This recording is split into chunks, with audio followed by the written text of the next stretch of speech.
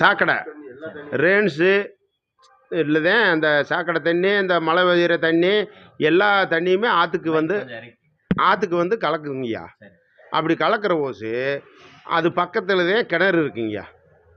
என்ன கிணறுன்னா நம்ம இந்த குடிநீர் கிணறு அங்கே தான் இருக்குங்கய்யா.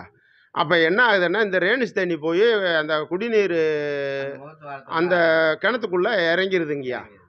அப்படி உள்ள சூழ்நிலையில் இவங்க தனியாக எங்கள் ஊரில் இருந்து தனியாக ஆற்றுக்குள்ளேயும் 2 மோல்டு போட்டு வச்சுருக்கோங்கய்யா. அப்படி வச்ச தண்ணியை பம்ப் பண்ணி எடுத்து இந்த கிணத்துல ஊற்றிதேன் இங்கிருந்து தான் ராட்சச மோட்டரு 15 கச்சிப்பி மோட்டாரை போட்டு ஓட்டுறாங்க.